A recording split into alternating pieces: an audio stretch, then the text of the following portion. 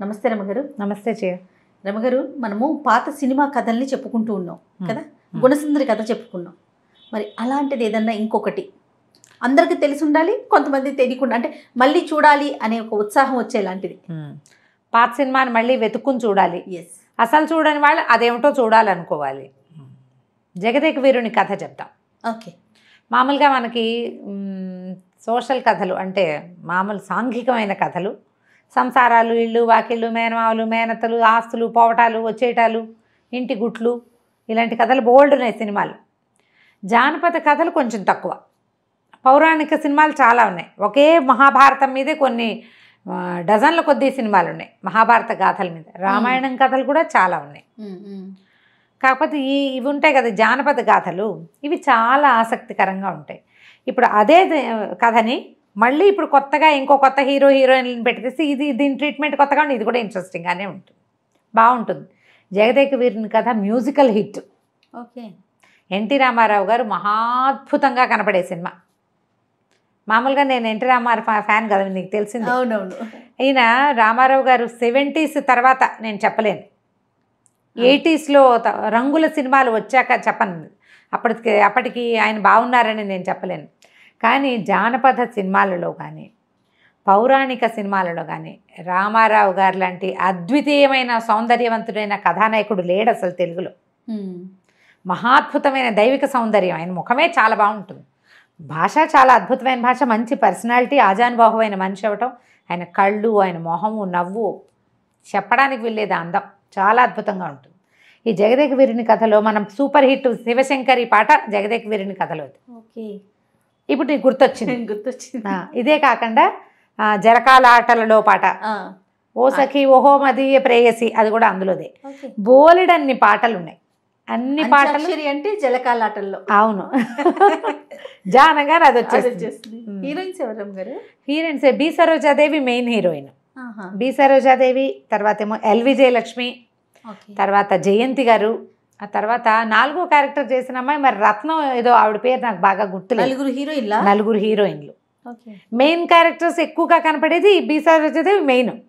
తర్వాత ఈవిడ ఎల్ విజయలక్ష్మి కూడా, ఆవిడ డ్యాన్స్ మంచి అద్భుతమైన పాటలతో పాటు అసలు ఆ డ్యాన్సులు, ఆ మేకప్లు, ఆ వస్త్రాలు, కథ కథనము, మ్యూజిక్ సూపర్. సూపర్ హిట్ సినిమాలలో ఒక సూపర్ హిట్ అనమాట. జగదేక వీరుని కథ చూసేసాం మేము, చాలాసార్లు చూసాం అనేవాళ్ళు మళ్ళీ చూడండి. ఓకే. ఎప్పుడు ఓసారి చూసానండి అనేవాళ్ళు మళ్ళీ చూడండి, ఎప్పుడు చూడలేదండి అనేవాళ్ళు చూడండి. ఇప్పుడు కథ బాగుంటుంది. ఓకే. ఉదయగిరి మహారాజుకి 2 కొడుకులు ఉన్నారు. భార్య భర్త చక్కగా పెద్దవాళ్ళు, బాగుంటారు, మంచివాళ్ళు.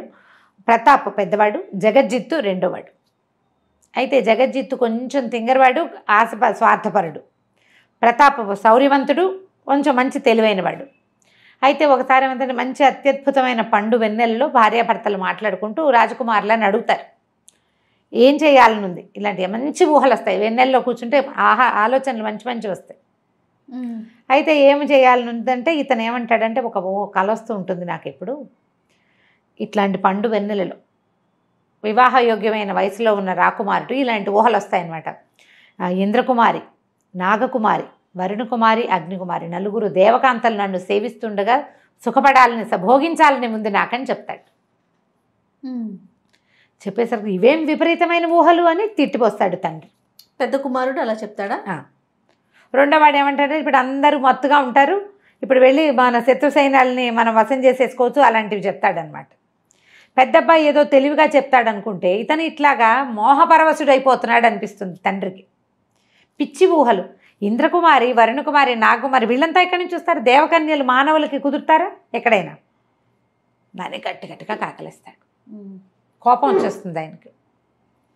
ప్రాక్టికల్గా లేడు కొడుకు అనుకుంటాడు అని బాగా కేకలేసి, మనుషులు సాధించలేనిది ఏముంది, ప్రయత్నిస్తే సాధించవచ్చు అంటాడు కొడుకు. ఆయన ఒప్పుకోడు. సాధించి పట్రా, అయితే వెళ్ళిపో నువ్వు ఇక్కడి నుంచి, దేశ బహిష్కరణ చేసేస్తాడు. నిన్ను బహిష్కరిస్తున్నాను, అదేంటో చేసి చూపించు అనేసరికి, అయ్యో అదేంటండి పుట్టినరోజు పూట, మంచి రోజు, చాలా మంచి సమయం, పిల్లడికి ఇంకా పట్టాభిషేకం చేయవలసిన వయసు వస్తుంటే ఇప్పుడు ఇట్లాంటి పని ఏమిటని ఆవిడ ఎంత బతిమలాడినా ఆయన ఆగడు. ఇట్లాంటి పిచ్చి ఊహలు ఉన్నవాడు రాజు అయితే ఎట్లా? అని వెళ్ళిపోమంటాడు. సరే తల్లి ఇది తీసుకుని ఆశీర్వాదంతో ఇతను బయలుదేరుతాడు దేవకన్యల్ని వెతుక్కుంటూ. అదే కథ ప్రారంభం కూడా. అయితే ఈవిడ మంచి మహాభక్తురాలు రాణిగారు, నిరంతరము దేవి ధ్యానంలోనే ఉంటుంది. సరే ఇక అమ్మవారి మీద నమ్మకంతో ఆమె భారం అంతా ఆమె మీద వేసి కొడుకుని పంపిస్తుంది. ఈయన వెతుకుంటూ అలా వెళ్తూ ఉంటాడు. ఈయనకి మధ్యలో ఒకడు దొరుకుతాడు, 2 చింతలు అనే ఒక అతను స్నేహితుడు అవుతాడనమాట. ఒక రాజ్యానికి రాజవ్వాలి, ఒక రాణిని పెళ్లి చేసుకోవాలి, అవి 2 చింతలు ఉన్నాయి అతనికి.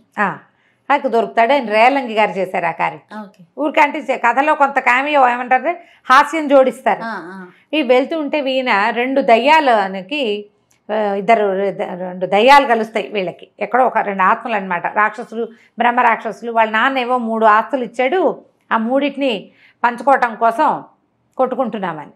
వాళ్ళతోటి కలిస్తే ఈయన దేవకన్యలు స్నానం ఆడే చోటు చూపిస్తామంటారు వాళ్ళు.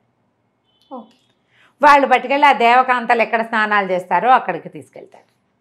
రోజు దేవకన్యలు బాగా స్వర్గం నుంచి వస్తారు ఇక్కడికి స్నానానికి.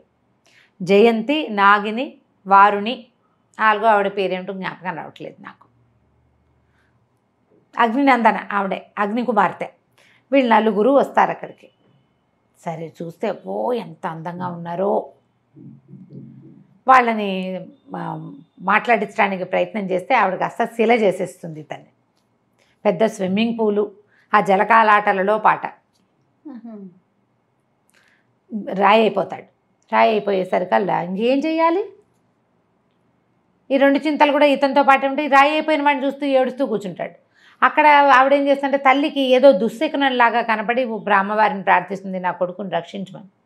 అయితే అమ్మవారు ఒక ముసలి అవ్వ రూపంలో ఇక్కడికి వస్తుంది. జానపద కథల్లో ఇలాంటివి జరుగుతాయి చూడు. అయితే ఈవిడ ఇలా అయిపోయాడు, నా స్నేహితుడు రక్షించమని ఈయన అడిగేసరికల్లా ఈవిడ ఏం చేస్తుందంటే వాడిని ఆయన్ని మామూలుగా మనిషిని చేసేసి ఈ ప్రతాప్ని, ఈ దేవకన్యలు ఆ అమ్మాయి వస్త్రం ఆ పైన కప్పుకునేది అది పట్టుకొచ్చేసి, ఎంత పిలిచినా వెనక్కి తిరిగి చూడొద్దు, వస్త్రం పట్టుకుని మన కుటీరానికి వచ్చేయమని చెప్తుంది. మర్నాడు పొద్దుటికి విగ్రహం కనపడుతుంది. మర్నాడు పొద్దున మళ్ళీ దేవకన్యలు స్నానానికి వస్తారు. విగ్రహం ఇప్పుడు రాయి అయిపోయాడు కదా. అప్పుడు ఇంకో పాట ఉంది, వరించి వచ్చిన మానవ వీరుడు ఏమైనాడని విచారం. ఆ పాట అది కూడా మహా బాగుంటుంది, హిట్ సాంగే అదిను. అక్కడి నుంచి చూస్తారు ఎట్లా మాయమైపోయాడు, నిన్న విగ్రహం అయిపోయిన వాడు రాయి అయిన వాడు ఉండాలి కదా రాయి అక్కడ. వీళ్ళు ఆశ్చర్యపోతారు. ఇతను ఏం చేస్తాడంటే ఈ బట్టలన్నీ విప్పి వీళ్ళు పెట్టుకుని ఒక స్విమ్మింగ్ డ్రెస్ వేసుకుని దిగుతారు.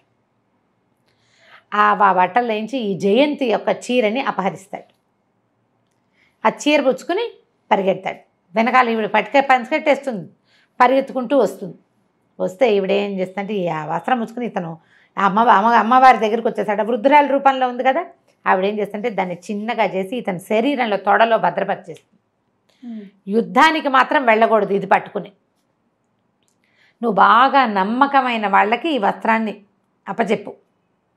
వస్త్రం చేజెక్కిందా ఇక జయంతి నీతో ఉండదు, ఇప్పుడు ఇక నీ వశం అయిపోతుంది తప్పకుండా అని చెప్పి ఈ రామారావు గారిని ప్రతాప్ని చిన్నపిల్లాడిగా చేసి ఉయ్యాల్లో వేసేస్తుంది. ఈ వెనకాల అతన్ని వెతుక్కుంటూ జయంతి వస్తుంది. మిగిలిన వాళ్ళు 3 వెళ్ళిపోతారు. ఈ జయంతికి ఒక ఋషి శాపం ఉంటుంది, ఇంద్రకుమారికి. ఆవిడ వస్త్రం ఒక ఋషి తపస్సు చేసుకుంటున్న ఆయన మీద పడుతుంది. నీకు ఇంత పొగరా, ఈ వస్త్రం ఏ మానవుడి చేతికి దొరుకుతుందో నువ్వు వాడికి భార్యవైపోతావని శపించాడు. ఆ శాపం వల్ల ఈ మానవుడు తెచ్చేస్తే ఇక వాడికి వశమైపోవాల్సిన ఆవిడ స్వర్గలోక ప్రవేశం లేదు ఇంకా. ఇక వెనక పరిగెత్తుకుంటూ వస్తుంది. ఇక్కడ పిల్లాడే కనపడతాడు. అయ్యో నేను నా వరుడు కోసం వచ్చాను, పిల్లవాడు ఉన్నాడంటే సరే నువ్వు సరిగ్గా ఉంటావా అని ఒప్పించి ఈయన మళ్ళీ యువకుడిని చేసి వాళ్ళిద్దరినీ కలిపి పంపిస్తుంది ఆవిడ. ఇద్దరు కలిసి బయలుదేరుతారు. కామకూట నగరం, కామరూప నగరం, ఆ నగరానికి వెళ్తారనమాట. వాళ్ళతో పాటు ఈయన కూడా వచ్చేస్తాడు. ఈ 2 చింతలు ఆ కోరిక ఉన్నటువంటి స్నేహితుడు వీళ్ళ ఫ్రెండ్ కూడా వీళ్ళతో పాటే ఉంటాడు. సరే 3 కలిసి ఏదో ధర్మసత్రంలో దిగుతారు. ఆ ఊళ్ళో తమ రాజ్యానికి మళ్ళీ వెళ్ళాలి కదా. ఈ వెళ్ళే మార్గంలో ముందు ఇక్కడ దిగుతారు. అంటే మన తండ్రి ఏమన్నాడు, 4 కాంతల్ని తెచ్చుకున్నాక రమ్మన్నాడు. ఇప్పుడు ఒక్క కాంతేగా మనకు వచ్చింది. సరే అక్కడి నుంచి ఏమైంది, ఇక్కడ ఉండిపోయారు కొద్ది రోజులు. ఉండేసరికి ఈ సత్రంలో ఉన్న యువకుడి దగ్గర ఒక అత్యద్భుతమైన సౌందర్యవతి ఉందని ఆ దేశపు రాజుగారికి తెలుస్తుంది. ఈ అందగత్తెని ఎలాగైనా వశం చేసుకోవాలనుకుంటారు. ఈవిడ దేవకాంత అనే సంగతి వాళ్ళకి తెలియదు కదా. ఆ ఊళ్ళో ఇంకొక అందగత్తె తగులుతుంటే ఏకాశ ఆ అమ్మాయి పేరు. దానికి ఒకటే ఆశ, అది రానివ్వాలని ఆవిడ కోరిక అనమాట. ఏకాశ 2 చింతలు చిన్నప్పుడు బాగా చెప్పుకుంటూ ఉండేవాళ్ళం. సరే అక్కడి నుంచి ఏమవుతుంది, ఈ రాజుగారి కథలు ఇవన్నీ కొంచెం సరదాగా ఉంటాయి సినిమా అంతా. నేను గబగబా బ్రీఫ్గా చెప్తున్నా కదా. ఈ రాజుకి 2 మంత్రులు ఉంటారు. ఒక ఆయన పాత మంత్రి, కొత్త మంత్రి. ఈ పాత మంత్రి మంచి సలహాలు చెప్తాడు. వాళ్ళు పరాయి వాళ్ళ భార్యలతోటి మనకెందుకండి, వివాహిత జోలికి వెళ్ళకూడదండి, మహాపాపం, వివాహితల జోలికి వెళ్ళిన వాళ్ళు మా అందరూ పాడైపోయారంటాడు. ఈయన నోరు మూసుకోమంటాడు. ప్రగ్గడ ఉంటాడు 2వ మంత్రి, ఆయన అన్ని వెరైటీ సలహాలు చెప్తాడు. ఈ రాజుగారికి ఆ వెరైటీ నచ్చుతుంది. అంటే ఆ రాజు అన్నవాడు ఎవరింట్లో అందగతున్నా వశం చేసుకోవాల్సిందే అంటాడు ప్రగ్గడ. అక్కడి నుంచి ఆ ప్రగ్గడ ఈయన కలిసి ఈ అమ్మాయిని అవైల్ చేసుకోవడం కోసం నాకు విపరీతంగా శిరోభారం, నాగమణి ఏదో తెచ్చి పెడితే కాలకూట విషం తెస్తే కానీ ఇది తగ్గదంటారు. ఆ విషాలు అవి ఎక్కడి నుంచి వస్తాయి, ఈవిడేమంటుందంటే నా ఫ్రెండ్ ఉంది కదా నాగిని, నువ్వు అక్కడికి వెళ్ళొచ్చు అని చెప్పి నాగలోకానికి వెళ్ళే దారి చెప్పి భర్తని పంపిస్తుంది. ఈ అమ్మాయి కోసం వాళ్ళు ట్రై చేస్తారు కానీ వాళ్ళు హ్యాండిల్ చేయలేకపోతారు. ఇతను పోయి నాగలోకానికి వెళ్ళి ఆవిడ ఇచ్చిన ఉంగరం వేసి ఆ నాగిని తనతో పాటు తెచ్చుకుంటాడు. ఒక్క పిల్లే అందగత్తెగా ఉందనుకుంటే 2వ అందగత్తె కూడా వచ్చేస్తుంది ఇక్కడికి. అక్కడి నుంచి ఇదే విధంగా 4 అందగత్తెల్ని తెచ్చేసుకుంటారు. ఈ 4 అందగత్తెల్ని తెచ్చేస్తారు. ఇలా అందగత్తెల్ని తెచ్చుకోవాలంటే ఏం చేయాలంటే ఆయన అగ్నిలో దూకి తీసుకొచ్చుకున్నాడు ఆఖరి భార్యని. మనం కూడా అగ్ని ప్రవేశం చేద్దామని రాజుగారు ప్రగడ కలిసి అగ్ని ప్రవేశం చేస్తారు. గోవింద అతనికంటే ఈ అమ్మాయి ఉంది కాబట్టి సరే వీళ్ళ 4తో కలిసి తండ్రి దగ్గరికి వెళ్ళిపోతాడు. వెళ్ళిన తర్వాత తండ్రి చాలా మెచ్చుకుంటాడు, నువ్వు అన్నది అన్నట్టుగా చేసావు, చక్కగా 4 దేవకాంతలతోటి చాలా అద్భుతంగా ఉందంటే. తమ్ముడి కొంచెం మంటగా ఉంటుంది. ఇంతలో ఏమవుతుందంటే వీళ్ళకి ఒక యుద్ధం ఏర్పడేసరికల్లా ఇతను ఏం చేస్తాడు, యుద్ధానికి వెళ్తున్నప్పుడు ఈ వస్త్రం ఉండకూడదు, ఆ వస్త్రాన్ని తీసి తల్లికి ఇస్తాడు. అమ్మ ఇది ఎవ్వరికి ఇవ్వద్దు, నీ దగ్గరే ఉంచు, నేను వచ్చేదాకా అని. ఇచ్చేసరికల్లా ఈవిడ తెలిసిపోతుంది జయంతికి ఎంత ప్రేమగా ఉన్నా తన జీవితం తందే కదా, తనతో జీవితం బాగున్నప్పటికీ. తీరా ఇతను యుద్ధానికి వెళ్ళేసరికల్లా వీళ్ళు అత్తగారిని బాగా ఐస్ చేసి 4 కోడళ్ళు ఆ వస్త్రం తీసేసుకుంటారు. ఆ వస్త్రం దొరికేసరికి ఆవిడకి దేవలోక ప్రవేశం, ఆవిడతో పాటు 4 వెళ్ళిపోతారు, దేవకాంతలు వెళ్ళిపోతారు. వెళ్ళిపోయేసరికల్లా ఈయనకి ఏమవుతుంది, ఇక్కడ యుద్ధానికి వస్తారు కదా తమ్ముడు, అన్నయ్య హ్యాపీగా ఉన్నాడు, రాజు అయిపోయాడు, మరి 4 భార్యలు ఉన్నారు అనేసి అతను ఏం చేస్తాడంటే అన్నయ్యని మోసం చేసేస్తాడు రాజ్యం కోసం. ఈయన కట్టు బట్టలతోటి మిగులుతాడు. ఈ దేవకాంతలు వెళ్ళిపోతున్న సంగతి తెలిసిపోయింది. ఇక వెతుక్కుంటాడు వాళ్ళ కోసం అతను వెతికేటప్పుడు పాట కూడా సూపర్ హిట్టే, బాగుంటుంది ఆ పాట కూడా. ఇక వెతుకుతాడు, ఇంకా పట్టుకోలేకపోతాడు, వాళ్ళ కోసం ట్రై చేస్తాడు. ఆయన చేసే చివరి ప్రయత్నంలో భాగమే ఈ శివశంకరి పాట అక్కడ వస్తుంది. సంగీతంతో ఈ కొండని కరిగించాలన్నమాట. ఆ అమ్మాయి తన దగ్గర ఉన్నప్పుడు జయంతి ఏం చేస్తుందంటే అతనికి తనలో ఇంచే ఇంకొక మనిషిని సృజించేందుకు కొన్ని మంత్రాలు చెప్తుంది. అతను ఆ మంత్రం చదివితే 2గా 4గా మారగలడనమాట. అతను నేర్చుకుంటాడు అమ్మాయి దగ్గర. మా అమ్మాయి చెప్పి తనతోటి నాగినితోటి 2తోటి ఉండేలాగా చేస్తుంది అతన్ని. ఆ మంత్రంతో ఇతను అన్ని సాధనాలు తనే వాయించేలాగా చేసి ఆయనే పాట పాడతాడు, ఆయనే వాయిస్తాడు. ఆ పాట శివశంకరి పాట విన్న వాళ్ళకి తెలుస్తుంది. మనం టీవీలో చూస్తాం పాట, 5 రామారావులు 4 రామారావులు కూర్చున్నట్టుగా కనపడుతుంది, ఎన్టీఆర్లు కూర్చున్నట్టు. ఆ మంత్రం వల్ల అది చేస్తాడనమాట. చివరికి తన గాన కళతోటి, తన యుద్ధంతో, తన సహనంతో మొత్తానికి మళ్ళీ దేవకాంతాలని తీసుకుంటాడు వెనక్కి. వాళ్ళంతా ఒప్పుకుంటారు, మేము ఇతనితో జీవితం మాకు బాగుందని. సరే ఒప్పుకొని దేవతలకి అల్లుడు ఎలా అవుతాడు, మానవుడు, కానీ ఇలా అపూర్వమైన లక్షణాలు ఉన్నవాడు ఎవరికైనా అల్లుడు అవ్వవలసిందేనంటారు. చివరికి మళ్ళీ ఆ 4 దేవకాంతలతోటి తన రాజ్యానికి చేరుకుంటాడు. ఆయనకు జీవితం ఉన్నంతకాలం వాళ్ళు ఆయనతో పాటే ఉంటారు. కథ చాలా బాగుంటుంది, సినిమా చూడాలి. రామారావు గారు బ్రహ్మాండంగా యాక్ట్ చేస్తారు, సూపర్ సినిమా, బాగుంటుంది. ఓవరాల్గా ట్రై చేసి చూడండి. నేను బ్రీఫ్గా చెప్పాను, చక్కగా ఎలాబరేట్గా చూస్తే రేలం గారు, గిరిజ వాళ్ళిద్దరిది కాంబినేషన్ కామెడీ బాగుంటుంది. రాజనాల్ గారును సిఎస్ఆర్ గారు వాళ్ళిద్దరు రాజు మంత్రి, వాళ్ళవి అన్ని కాంబినేషన్స్ చాలా బాగుంటాయి. ఓవరాల్గా సినిమాలో ప్రతి సీను ఇంట్రెస్టింగ్గానే ఉంటుంది. అద్భుతమైన పాటలు సూపర్ హిట్, అదే కదా, బాగుంటాయి. తప్పకుండా రమ్మగారు. Thank you so much.